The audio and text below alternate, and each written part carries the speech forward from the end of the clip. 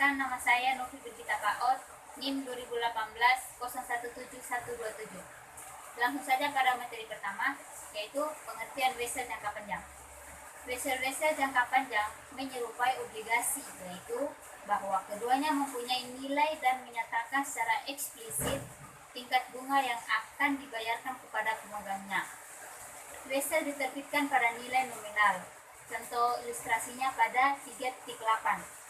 PT ABC mengeluarkan wesel dengan nominal 10.000 dan bunga 12% dan jatuh tempo 3 tahun kemudian.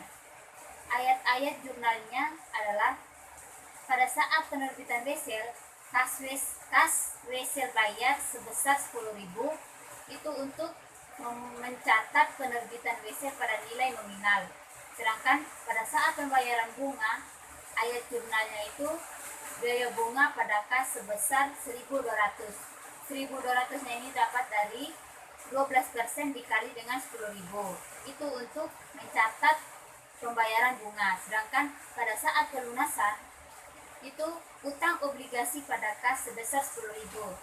Itu untuk mencatat pelunasan obligasi. Perkenalkan, nama saya Leni Mulyani, NIM 2018-017131. Di sini saya akan menjelaskan contoh soal dari wesel bayar jangka panjang. Wesel diterbitkan pada nilai nominal pada modul ilustrasi 3.9. Pada tanggal 2 Januari, PT ADA menerbitkan wesel dengan nominal Rp20.000 yang akan jatuh tempo 3 tahun kemudian tanpa bunga. PT ADI penerima wesel membayar wesel tersebut dengan harga Rp15.443,60.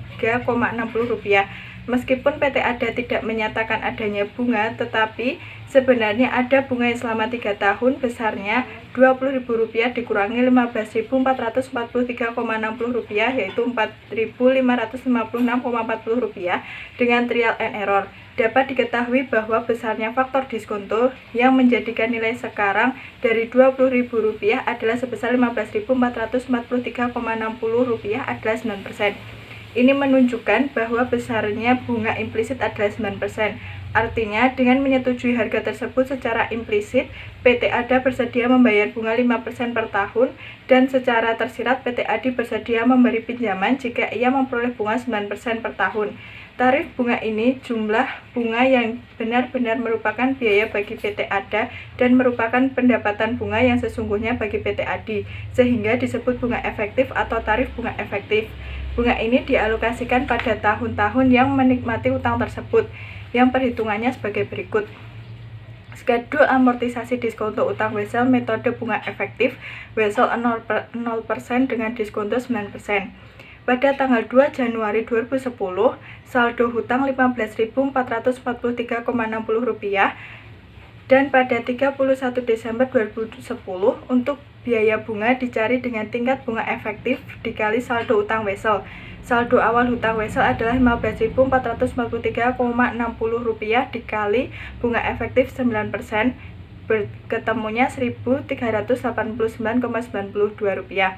Untuk amortisasi diskon, itu nilainya sama dengan biaya bunga. Lalu untuk saldo pada 31 Desember 2010, dari saldo awal utang wesel ditambah dengan amortisasi diskonto, yaitu Rp15.443,60 ditambah Rp1.383,92, ketemunya Rp16.833,52. Kemudian untuk 31 Desember 2011, biaya bunganya dari utang wesel pada tahun 31 Desember 2010 yaitu Rp16.833,52 dikali 9%. Biaya bunganya yaitu Rp1.515,2%. Untuk amortisasi diskon nilainya sama dengan biaya bunga. Kemudian untuk saldo utang pada 31 Desember 2011 yaitu Rp16.832,52 ditambah dengan Rp1.515,2, yaitu ketemunya Rp18.348,54. Kemudian untuk 31 Desember 2012, biaya bunganya saldo utang wesel pada tahun 2011 yaitu sebesar Rp18.348,54 dikali 9%, ketemu biaya bunga tahun 2012 yaitu Rp1.651,37. Untuk amortisasi diskon, nilainya sama dengan biaya bunga. Kemudian untuk saldo, dari 18.348,54 ditambah dengan amortisasi diskon 1.651,37 ketemu saldo pada tahun 2012 yaitu Rp20.000. Kemudian untuk total biaya bunga Rp4.556,40 dan amortisasi diskon dengan jumlah Rp4.556,40. Terima kasih. Perkenalkan, nama saya Retsa Herini Perliana, NIM 2018-017-149. Di sini saya akan melanjutkan presentasi tentang wesel diterbitkan bukan pada nilai nominal. Untuk wesel tidak berbunga, harga jual wesel lebih rendah daripada nilai nominalnya. Untuk wesel berbunga dan wesel terjual di atas nilai nominal, maka biaya bunga selama umur wesel akan lebih rendah sebesar kelebihan harga jual wesel di atas nominalnya. Untuk wesel terjual lebih rendah daripada nominalnya, maka biaya bunga selama umur wesel akan lebih tinggi sebesar selisih antara nilai nominal dengan harga jual wesel. Yang selanjutnya tentang wesel bayar dalam situasi khusus. Untuk wesel bayar dalam situasi khusus ini dibagi menjadi 3. Yang pertama, wesel diterbitkan untuk kas dan hak lainnya. Yang kedua, wesel diterbitkan untuk properti, barang, dan jasa. Untuk wesel diterbitkan untuk kas dan hak lainnya ini, ada kalanya ketika suatu wesel diterbitkan, hak atau privilege keistimewaannya ini diberikan kepada penerima wesel. Dalam situasi ini, perbedaan antara nilai sekarang hutang dan jumlah kas yang diterima harus dicatat oleh penerbit wesel secara simultan sebagai diskonto di debit atas wesel itu dan pendapatan yang belum dihasilkan di kredit atas penjualan di masa depan.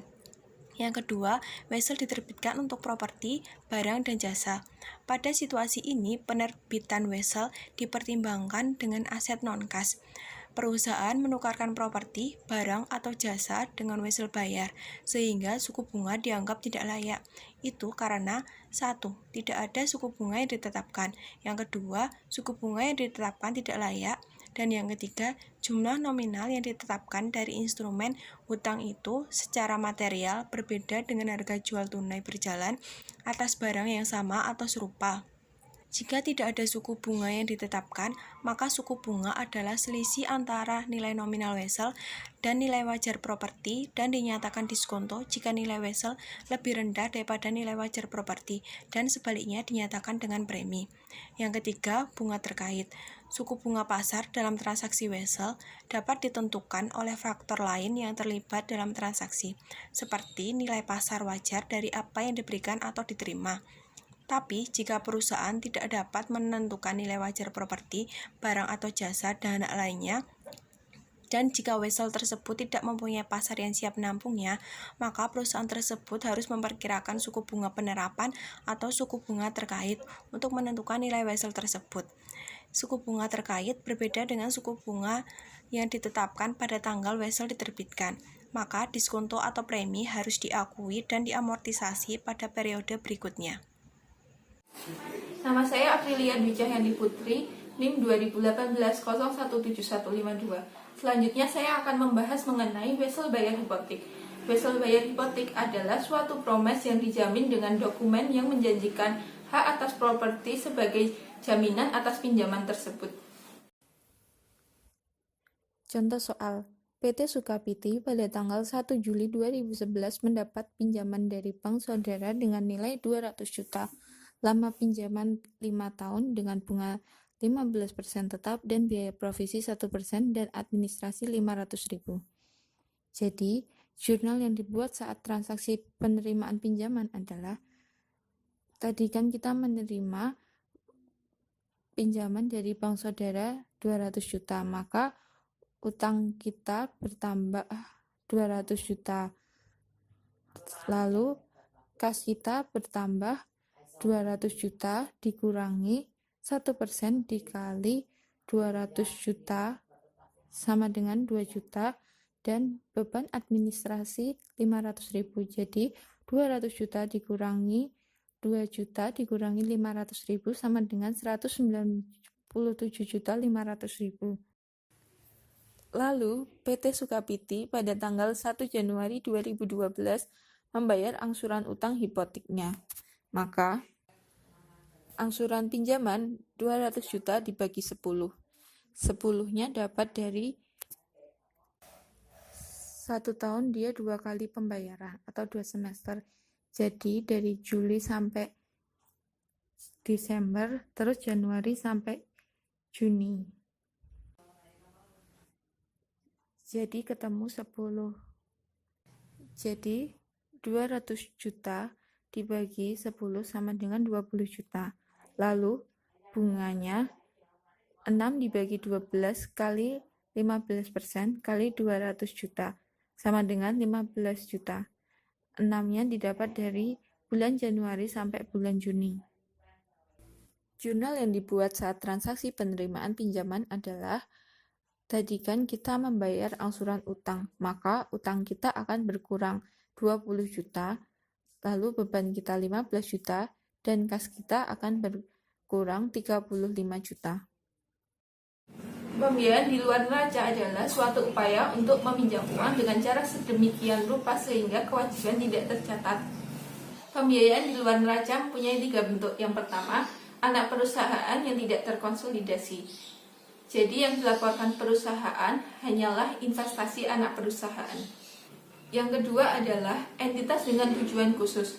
Saat perusahaan memutuskan untuk membangun pabrik baru, namun manajemen tidak ingin melaporkan pinjaman yang dipakai untuk mendanai konstruksi tersebut dalam neraca, maka perusahaan menciptakan entitas dengan tujuan khusus yang bertujuan untuk membangun pabrik sebagai perjanjian proyek. Yang ketiga adalah les operasi. Perusahaan tidak perlu melaporkan hutang di neraca dengan leasing. Perusahaan hanya perlu melaporkan beban per periode dan catatan pengungkapannya. Mengapa perusahaan mengadakan perjanjian pembiayaan di luar neraca? Alasannya karena pertama, peniadaan utang akan mempertinggi mutu neraca dan mempercepat perolehan kredit. Yang kedua, ketentuan pinjaman seringkali menetapkan pembatasan jumlah utang debitur. Pembiayaan di luar neraca digunakan karena komitmen jenis ini mungkin tidak diikutkan dalam menghitung jumlah utang. Ketiga adalah beberapa pihak menyatakan bahwa sisi aktiva di neraca dinyatakan terlalu rendah. Salam dan bahagia, perkenalkan nama saya Anggi Novitasari, NIM 154. Saya akan menjelaskan perihal pelaporan dan analisis utang jangka panjang. Catatan pengungkapan pada umumnya menunjukkan sifat dari tanggal jatuh tempo, suku bunga, ketentuan call, hak konversi, pembatasan dan pemberlakuan oleh kreditor. Nilai wajar utang jangka panjang harus diungkapkan. Perusahaan juga harus mengungkapkan pembiayaan di mana yang terkait dengan syarat, dana pelunasan obligasi, dan jumlah utang jangka panjang yang jatuh tempo selama 5 tahun selanjutnya. Untuk menghitung utang terhadap total aset, yaitu rumusnya total utang dibagi dengan total aset.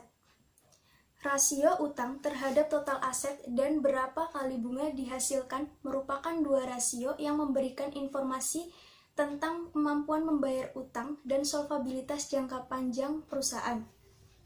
Rasio kelipatan bunga itu menunjukkan kemampuan perusahaan untuk memenuhi pembayaran bunga pada saat jatuh tempo.